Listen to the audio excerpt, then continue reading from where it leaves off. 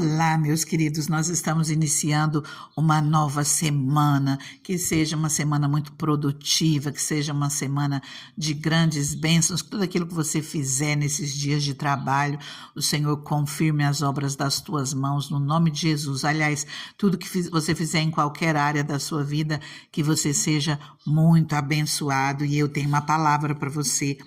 Hoje eu quero ler com você no livro de Marcos, do capítulo 14 até o 29. O título dessa palavra é A Cura de um Menino Endemoniado, e ela se repete em Mateus 17, em Lucas 9. Mas vamos lá, Marcos, capítulo 9, versículo 14. Quando chegaram onde estavam os outros discípulos, viram uma grande multidão ao redor deles, e os mestres da lei discutindo com eles. Logo que todo o povo viu Jesus, ficou muito surpreso e correu para saudá-lo. Perguntou Jesus: "O que vocês estão discutindo?" Um homem no meio da multidão respondeu: "Mestre, eu te trouxe o meu filho que está com um espírito que o impede de falar. Onde quer que o apanhe, joga-o no chão. Ele espuma pela boca, range os dentes e fica rígido.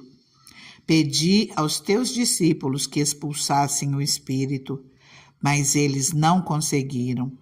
Responderam Jesus: "Ó geração incrédula, até quando estarei com vocês? Até quando terei de suportá-los?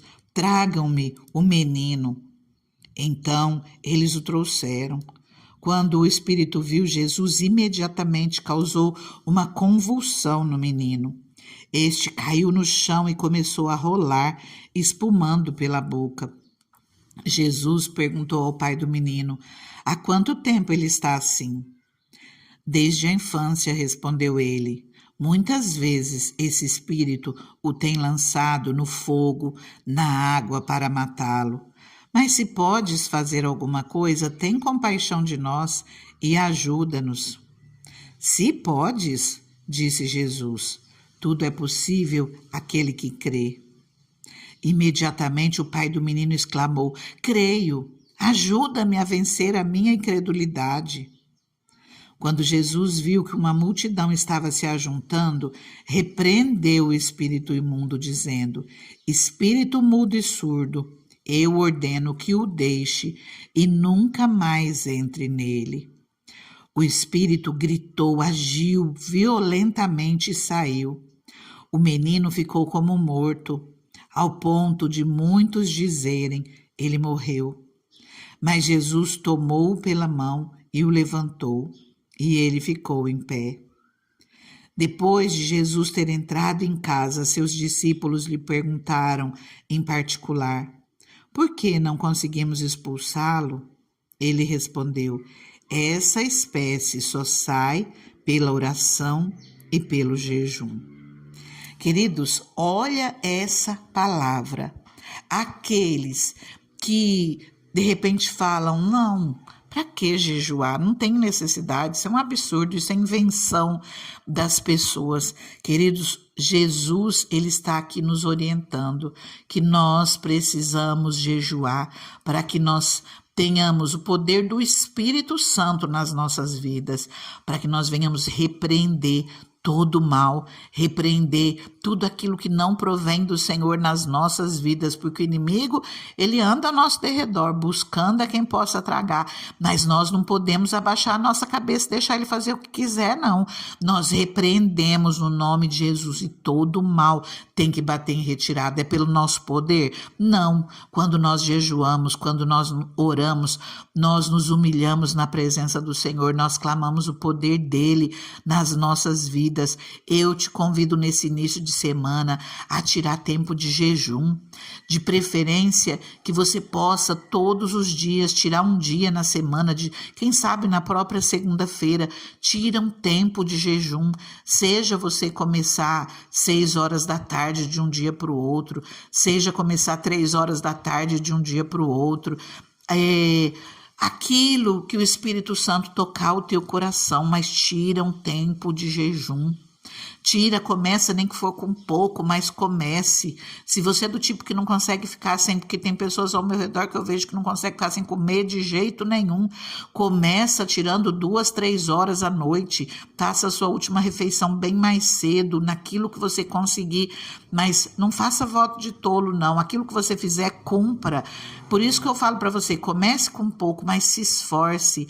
Se posicione, ore ao Senhor e em meio ao seu jejum, vigia, porque um vem trazendo um problema, um vem trazendo uma contenda. O inimigo ele não quer que você seja bem sucedido no teu jejum.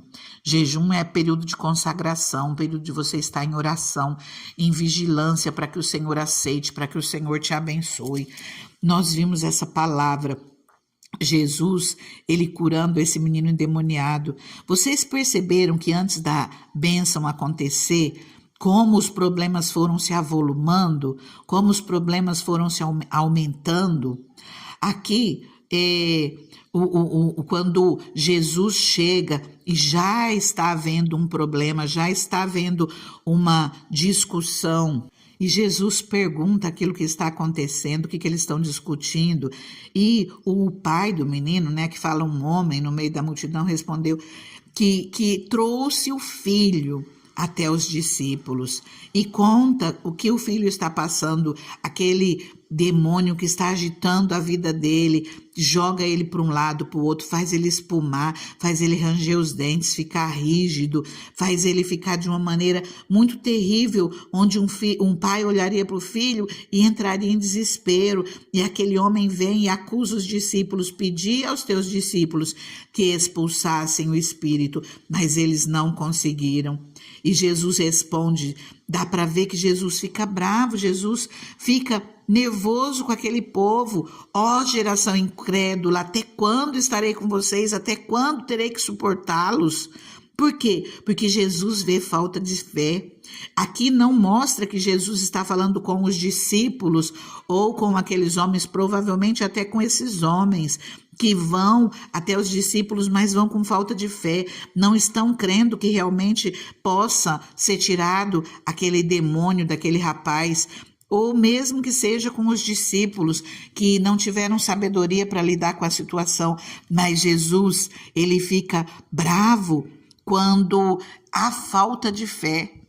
E nós vemos na palavra de Deus, ali em Deuteronômio 2, por exemplo, você pode conferir o que eu estou dizendo, o Senhor, ele fica irado quando há falta de fé. Quando há falta de fé, nós precisamos crer no Senhor, nós precisamos descansar o nosso coração no Senhor. Mas Jesus fala para aqueles homens, tragam-me o menino. E ainda, mais uma vez, Jesus ele vê falta de fé, porque o homem vai e fala para ele aquilo que está acontecendo e fala ali no final do versículo 22, mas se podes fazer alguma coisa, tem compaixão de nós e nos ajuda. Aí Jesus responde, se podes. Quer dizer, eles não creem realmente, e eles lançam aquilo para o Senhor, mas quem sabe o Senhor pode fazer alguma coisa, né? Jesus fala, tudo é possível, aquele que crê, nós precisamos crer. Tudo é possível para a sua vida se você crê no Senhor, se você buscar Ele de todo o coração, tudo é possível. Aquele que crê, seja aquilo que você estiver vivendo, seja aquilo que você estiver necessitando, tudo é possível. Aquele que crê, que nós façamos assim como esse homem, porque esse homem imediatamente ele exclamou, ele se voltou para Jesus e ele falou, creio. Ajuda-me a vencer a minha incredulidade. Jesus pediu socorro. Creio, ajuda-me a vencer a minha incredulidade. Ele está mostrando para Jesus que ele tem um pouquinho de fé, mas que Jesus o ajude naquilo que está faltando na vida dele. Jesus, em seguida, ele repreende o espírito mudo, ele repreende, ele ordena que aquele espírito bata em retirada e que não volte mais, que nunca mais entre naquele rapaz. E nós vemos que aqui, antes que realmente a bênção chegue, nós vemos que parece que as coisas se dificultam ainda mais, porque aqui diz que o espírito, no versículo 26, o espírito gritou, agiu violentamente e saiu. O menino ficou como morto, ao ponto de muitos dizerem: ele morreu. Imagina a situação. Você acha que isso foi rapidamente, do jeito que eu estou lendo aqui? Às vezes nós vemos coisas acontecerem dentro das igrejas, pessoas caírem no chão, às vezes demorar para voltar, e nós precisamos crer no Senhor. Vocês acham que o tanto de coisa que acontecia no passado nós não temos aqui no nosso meio? Que nós não temos que repreender, que nós não temos que orar e ordenar para que todo mal bata em retirada?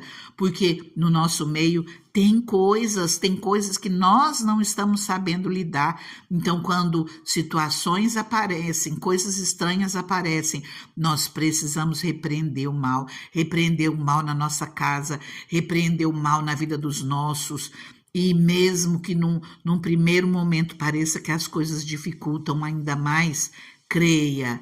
Você se posiciona, você ora, você jejua, e essa casta ela tem que sair pelo poder do nome de Jesus.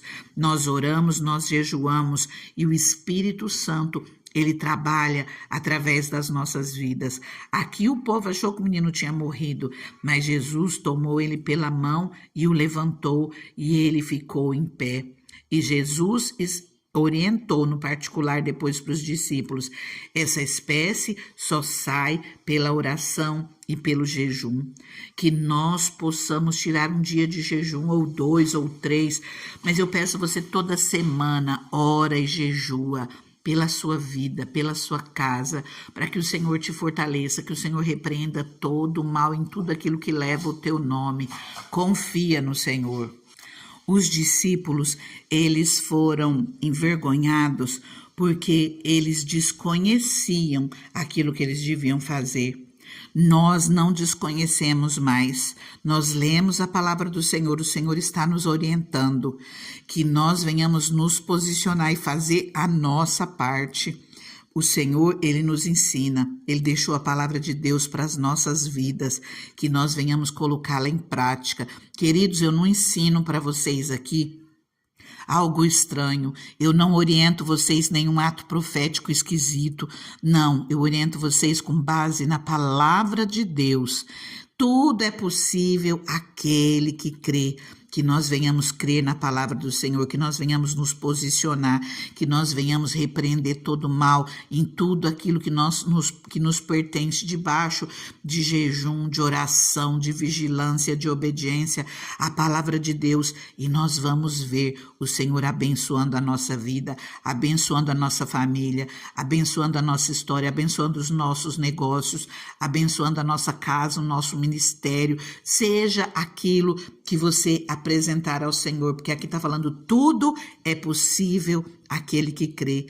Creia, se aquilo que você está pedindo ao Senhor é justo, é honesto, é bom, não vai prejudicar ninguém, o Senhor, ele honra a tua vida. Agora, eu convido você a orar comigo, amém?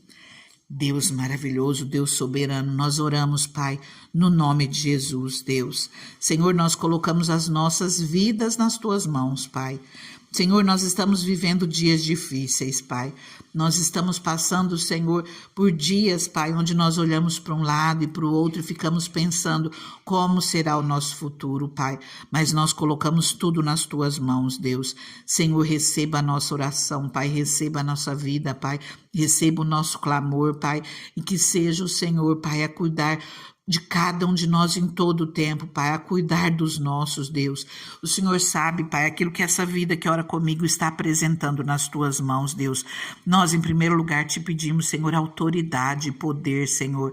Nós clamamos a Ti, Senhor, com autoridade e poder, Pai, do Teu Espírito Santo nas nossas vidas, para que nós venhamos usar o nome de Jesus e repreender todo mal na nossa casa, no meio dos nossos, em tudo aquilo que leva o nosso nome, Pai. Nos dê autoridade, nos dê poder no nome de Jesus, Pai.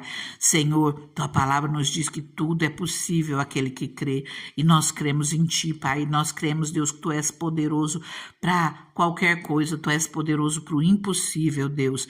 E nós colocamos tudo aquilo que leva o nosso nome nas Tuas mãos e clamamos a Ti agora no nome de Jesus. Repreende, Pai, todo o mal, Senhor, repreende tudo que não provém de Ti, Pai, e abençoa as nossas vidas, nós somos Teus, Pai, opera em nós, Pai, Senhor, olha por aquilo que os Teus filhos te pedem, Senhor, entra, Pai, na causa de cada um, Deus, abençoa, tudo é possível aquele que crê. E nós cremos em Ti, Pai, e nós tomamos posse pela fé das nossas bênçãos, no nome de Jesus. Amém? Fica com Deus, fica na paz, continua orando, conversando com Deus, porque é Ele quem abençoa a sua vida. Fica com Deus.